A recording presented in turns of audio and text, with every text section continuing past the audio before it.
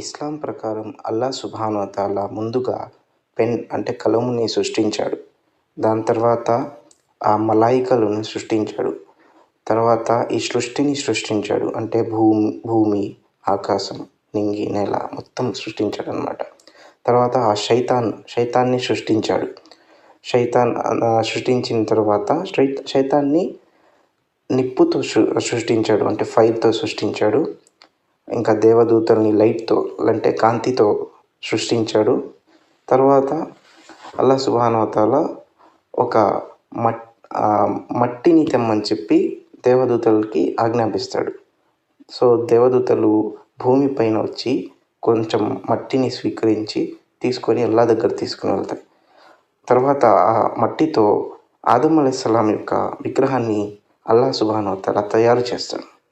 తయారు చేసిన తర్వాత అందులో ఆత్మని ప్రసాదిస్తాడు. ఆ తర్వాత ఆదం అలైహిస్సలాం ఆత్మ అందులో వెళ్ళిన తర్వాత మనిషిలా లేచి నిలబడి అల్లాకి అస్సలాము అలైకుం అని చెప్పి ముందుగా సలాం చేస్తారు. సో, ఆ సలాం అని చెప్పి అక్కడి నుంచి మొదలైంది. ఆదం అలైహిస్సలాం స్టార్ట్ చేశారనమాట. సో, అది తర్వాత ఆదం అలైహిస్సలాంకి కోసం హవ్వ అలైహిస్సలాంని ఆదం అలైహిస్సలాం కోసం హవ్వ అలైహిస్సలాంని క్రియేట్ చేస్తారు, సృష్టిస్తారనమాట. వాళ్ళిద్దరూ ఒక కండిషన్ పెడతారు. ఒక చెట్టు ఉంది, ఆ స్వర్గంలో చెట్టు ఉంది. ఆ చెట్టులో ఉన్న పండుని తినకూడదు అని చెప్పి. కానీ ఈ శైతాన్ ఆ పండుని తినేలాగా వాళ్ళని ప్రలోభపెట్టి తినిపించేస్తాడు. సో, దానికి పనిష్మెంట్ కింద ఈ ఆదం హవ్వలు భూమిపైన వచ్చేస్తారనమాట. సో, దాని తర్వాత వాళ్ళు చాలాసార్లు అల్లాని క్షమాపణలు కోరుతూ ఉంటారు.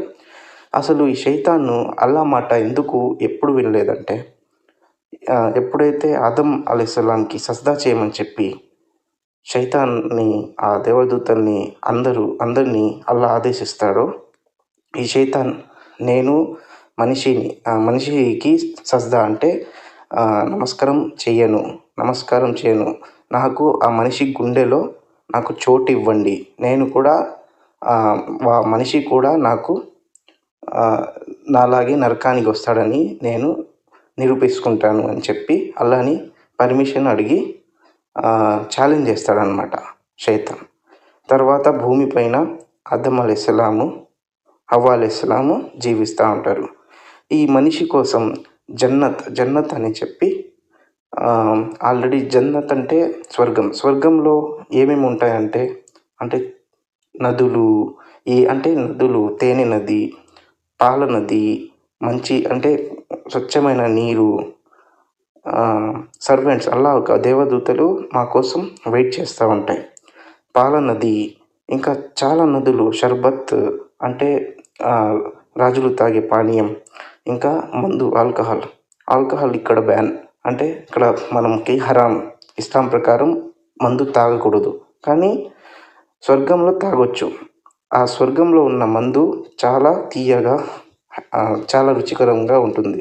ఇంకా ఇస్లాం ప్రకారం చూసుకుంటే స్వర్గంలో ఏమనుకుంటే అది మా ముందరికి వచ్చేస్తుందన్నమాట. సో, ఇంకా నరకం చూసుకుంటే మనిషి ఏదైనా తప్పులు చేస్తే శైతాన్ మాటలు విని వాళ్ళ కోసం శిక్ష. సో, దానికి ముందుగానే చెప్పేశాడు. మనిషి భూమిపైన శైతాన్ మాటలు విని తప్పు పని చేసి వేరే వాళ్ళకి బాధ పెడితే సో, వాళ్ళ కోసం శిక్షలు ఉంటాయి. అంటే ముళ్ళతో చేసిన తిండి, ఇంకా పాముల చేత కరవటాలు, చాలా పెయిన్ఫుల్ పనిష్మెంట్స్ ఉంటాయన్నమాట. ఆ మనిషి ఏమైనా తప్పులు ఇక్కడ చేసుకోవచ్చు భూమిపైన, దాని తర్వాత అల్లాని దొరికిపోతాడు. నెక్స్ట్ వీడియోలో కలుద్దాం. లైక్ చేయండి, షేర్ చేయండి, సబ్స్క్రైబ్ చేయండి. నెక్స్ట్ వీడియోలో ఆదం సంతానమైన కాబిల్ హాబిల్ గురించి తెలుసుకుందాం.